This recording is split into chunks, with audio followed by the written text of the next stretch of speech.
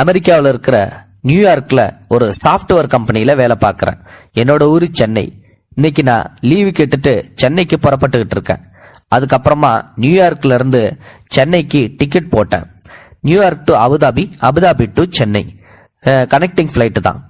இப்போ ஃப்ளைட்டு 4 மணி நேரம் லேட்டாக வருது. அதுக்கப்புறம் ஒரு வழியா 15 மணி நேரம் பயணம் செஞ்சு அபுதாபி வந்து இறங்கினேன். அடுத்த விமானம் 45 நிமிஷத்துல. அதுக்கப்புறம் இந்தியாவுக்கு நேரா.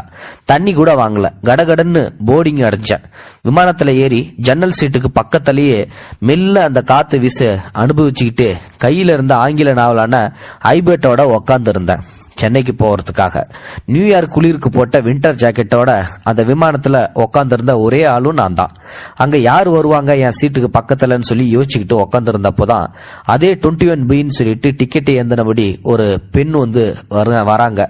நல்ல கரிய பெரிய உருவம், ஸ்டிக்கர் போட்டு லட்சுமி டாலர் வரைய கழுத்துல போட்டிருந்தாங்க. வெள்ளந்தியா சிரிச்சுக்கிட்டு பக்கத்துல வந்து வேற சிட்டுன்னு சொல்லி கொஞ்சம் உடஞ்ச ஆங்கிலத்தோட கேட்டுக்கிட்டு வந்துகிட்டு இருந்தாங்க. பார்த்தாலே தெரிஞ்சிச்சு தமிழ்நாட்டு பொண்ணுன்னு சொல்லிட்டு. அப்போதான் சென்னையில வந்து நிறைய கேரள மக்கள் வர்றது உண்டு சென்னை பிளைட்ல. அப்ப நான் யோசிப்பேன், அவரை கேரளாவா இருப்பாங்களோன்னு சொல்லி எடை போட்டேன். ஆனா அவங்க பேசின இங்கிலீஷை வச்சு நான் அவங்க தமிழ்னு சொல்லி முடிவு பண்ணிட்டேன். மிகையான தங்க நகை, பொருந்தாத புது புது ஸ்வெட்டர், யாரோ கடன் வாங்கி தான் கொடுத்துருக்கணும்னு சொல்லி நினைச்சேன். ஏர் ஹோஸ்ட் கிட்ட தண்ணி கேட்டேன். இந்த பொண்ணு தாங்கிட்ட இருந்த பழ ஜூஸை எடுத்து நீட்டினாங்க. ட்ரிங்க்னு சொல்லி சொன்னாங்க ரொம்ப நட்போட. தமிழான்னு சொல்லி கேட்டேன். அவ்வளவுதான். அப்போ அந்த பொண்ணு, நீங்க தமிழா? நான் ட்ரெஸ் தோரணை எல்லாம் பார்த்து வேற ஊர் காரவுகன்னு நினைச்சேன். இங்க வேலை பாக்குறீங்களோ? ஆமாங்க. நீங்க? நானும் தான். எங்க இருந்து வரீங்க? அமெரிக்காவில இருந்து வரேன். சாப்பிட்டு அதுவா? எஜமானர் வீட்டுல கூட அவங்க மகன் இப்ப அதுதான் படிக்கிறாங்களாம். எஜமானர்னு சொல்லி சொன்ன அடுத்த நிமிஷமே எனக்கு புரிஞ்சு போச்சு அந்த பொண்ணு அரேபியாவில் வீட்டு வேலைக்கு போன பொண்ணு அப்படின்னு சொல்லிட்டு. இன்னைக்கு ஒரு நல்ல அனுபவம் எனக்கு காத்திருக்குன்னு சொல்லிட்டு நான் நாவலை தூக்கி போட்டு ஹேண்ட்பேக்ல வச்சுட்டு அவங்க கிட்ட பேச ஆரம்பிச்சேன். அப்படியா? அவங்க வீட்டுல எவ்வளவு பேரு? அண்ணன், தம்பி, குடும்பமா வசிப்பாங்க. ஆம்பளைங்க வீட்டுல இருக்கவே மாட்டாங்க. அண்ணன் பொண்டாட்டி தான் என்னை வேலைக்கு எடுத்துச்சு. 3 பசங்க, 2 பேருக்கும் 2 நான் தான் வேலைக்கு போய் வந்த பிறகு பிறந்துச்சுங்க. பாசமான பிள்ளைங்க. இவ்வளவு பேருக்கும் நீங்க ஒருத்தர் தான் வேலை பார்க்குறீங்களோ? முதல்ல நான் மட்டும்தான். இப்போ இன்னும் 2 பேர் இருக்காங்க. ஒரு பிலிப்பினோ பொண்ணு, ஒரு தோட்ட வேலை ஆளு. இவங்களுக்கு எல்லாம் நான் தான் சீனியரு, நான் தான் மேனேஜரு, பாத்துக்கோங்க அப்படின்னு சொல்லி ரொம்ப பெருமையோட சொன்னாங்க அந்த பொண்ணு. ஏ அப்பா, எவ்வளவு நாளா வேலை செய்யறீங்க? 9 வருஷமா செய்யறேன். தனியாவா இருக்கீங்க? உங்க குடும்பம் எல்லாம் எங்க இருக்காங்க? வேலூர் தான் என் ஊரு. ஒரே புள்ள எனக்கு புருஷனும் சரியில்லாத புருஷன். வேற வழி இல்லைன்னு என் பிள்ளைய எங்க அண்ணன் வீட்டுல தான் வந்து விட்டு வளர்றான். அவன் அண்ணனுக்கு நிறைய கடன் வேற இருக்குது. சரின்னு 35 வயசுலயே நான் அரேபியாவுக்கு கிளம்பிட்டேன். ஓடிட்டு 9 வருஷம் ஓடிச்சு. புள்ள அடுத்த வருஷம் 12ஆவது வகுப்பு போறான். பேகங்கிட்ட அதான் என் முதலாளி பொண்டாட்டி அவங்க கிட்ட இந்தியாவுக்கே என்னை அனுப்பிடுங்கன்னு சொல்லி கேட்டேன். அதுவும் புள்ள வேற படிக்க மாட்டேன்றாங்கன்னு சொல்லி சொன்னப்போதான், நீ வேணா போயிட்டு திருப்பி வந்துருன்னு சொல்லி சொன்னாங்க. அவங்களுக்கு நான் இல்லாம முடியாது. அவங்க பிள்ளைங்க என் பிள்ளைங்க மாதிரி தான். நான் 2 மாசம் ஊருக்கு போனாலே அழுதுப்படுவாங்க. போன் போடுங்க வேலூருக்கு. நம்ம பையனுக்கும் இந்த இதுகளுக்கும் இடையிலெல்லாம் மாட்டிக்கிட்டேன் பாத்துக்கோங்க. இப்பவும் 2 மாசம் லீவ்ல தான் போறேன். அப்பதான் என்ன அமுச்சு விடுறேன்னு சொல்லி சொன்னாங்க. போய் பிள்ளைய எங்கேயாச்சும் டியூஷன் சென்டர்ல பார்த்து சேர்த்து விடணும். அண்ணன் படிக்கல, அண்ணி இவங்க கிட்ட அன்பாவே இருக்காது. ஏதோ சோறாவது போடுறலன்னு சொல்லி நானும் நினைச்சுக்குவேன். எனக்கு கஷ்டமா இருந்துச்சு. தான் பிள்ளைய விட்டுட்டு இளமைய தொலைச்சு வேற நாட்டுல தாயா வேலையா இருக்கிறாளே இந்த பொண்ணு அப்படின்னு சொல்லிட்டு ரொம்ப இயல்பாகவே இருந்துச்சு. அப்புறம் கேட்டேன், உங்களுக்கு கஷ்டமா இல்லையான்னு சொல்லிட்டு. ஏன், நான் நல்லா தானே இருக்கேன்.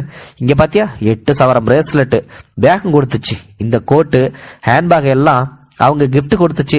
ஊர்ல இருக்கிற எல்லாருக்கும் கொடுக்க சொல்லி சாக்லேட் டப்பா வாங்கி கொடுத்து தந்துச்சு. ஏர்போர்ட்ல ஏசி கார்ல வந்து குடும்பமா விட்டாங்க. பிள்ளைங்க வேற ஒரே அழுகதான். திரும்ப வந்துருவல்லன்னு சொல்லி 10 தடவை கேட்டுதான் என்ன அனுப்புறாங்க. இதுவும் என் குடும்பம் தான். முதல்ல அரபி தெரியாம கஷ்டப்பட்ட வந்ததுல.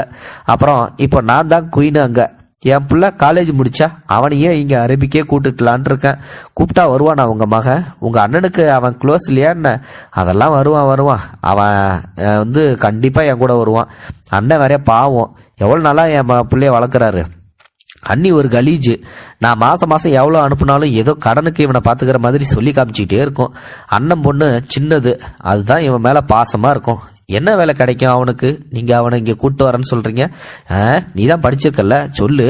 இன்ஜினியரிங் சேர்க்கவா? இப்போ அதுல தானே வேலை கிடைக்குதாமே. ஆமா, துபாயில நிறைய சாஃப்ட்வேர் இருக்காங்க, உங்க ஊர்ல தெரியல. சரி, வேலூர்ல என் நண்பர் ஒருத்தர் கோச்சிங் இன்ஸ்டிடியூட் நடத்துறாரு. ராணிப்பேட்டில் பெல் பசங்க அங்க படிக்கிற நிறைய நம்பர்லாம் உனக்கு தரேன், விசாரிங்க. அப்படியா? ரொம்ப தேங்க்ஸ். ஒன்னாண்ட பேசுனதுல ரொம்ப சந்தோஷம். பார்க்க திமிரா இருக்க, இதாண்ட உட்காரணுமான்னு சொல்லி எதுவும் யோசிச்சேன். நம்ம ஊர் தான்றத காமிச்சிட்ட. படிச்ச பிள்ளைதான். நானும் உங்களை மாதிரித்தேன். நீங்க அரேபியா, நான் அமெரிக்கா. உங்களை ஒரு குடும்பம் நல்லா பாத்துக்கிறாங்க, நானே தான் என்ன பாத்துக்கணும். என் குடும்பமும் இப்போ இந்தியாவில் தான் இருக்கு. எங்களுக்கும் ஹோம் லோன் எல்லாம் இருக்கு. என்ன எங்க வீட்டில் என்னை யாரும் போக சொல்லல. நான் 3 மாசத்துல ரிட்டர்ன் ஆகுறேன். ப்ராஜெக்ட் முடிஞ்சு அவ்வளவுதான் வித்தியாசம். அப்போ நீ அமெரிக்கா வேலைக்காரி, நான் அரேபியா வேலைக்காரி அப்படின்னு சொல்லிட்டு 2 பேரும் சந்தோஷமா சிரிச்சாங்க. சேர்ந்து ஏதோ காமெடி வீடியோ பார்த்த மாதிரி சென்னையும் வந்துட்டாங்க. உங்க வீட்டுல வந்துருவாங்களா? நான் வேணா வெயிட் பண்ணட்டா? என் அண்ணன் வேலூர்ல இருந்து நேத்தே வந்துட்டாங்க. I miss you. கண்ணீர் வந்தது அவருக்கு. மீட்டு அக்கா, இந்தாங்க நம்பர். ஒரு தைரியமான புத்திசாலி பெண்ணை சந்திச்சதோட மனநிறைவு. இமிகிரேஷன் வர பிரியா விடை கொடுத்தார். ஆயிற்று 5 வருஷம் முடிஞ்சிச்சு. மகன் படித்து இன்னைக்கு அரேபியா போயிருந்திருக்கலாம்னு நினைக்கிறேன். அல்லது இவர் இந்தியா திரும்பி இருக்கலாம். இல்லை, கோர பார்த்து என்னை தொடர்பு கொள்ளி இருந்திருக்கலாம். அக்கா, ஐ ரிமெம்பர் யூ. என் நம்பர் கொடுத்தனா உங்க நம்பர் வாங்கவே இல்லை இப்படின்னு சொல்லிட்டு தோழி ஒருத்தங்க தன்னோட அந்த நினைவுகளை பதிவிட்டு இருக்காங்க.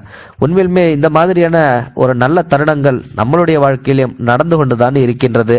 இது இந்த மாதிரியான அனுபவங்கள் உங்களுக்கு இருந்துச்சு அப்படின்னா மறக்காம அந்த கருத்துக்களை கமெண்ட் பாக்ஸ்ல சொல்லுங்க. நிச்சயமா இந்த மாதிரியான அனுபவங்கள் நிறைய பேருக்கு ஏற்பட்டதுண்டு.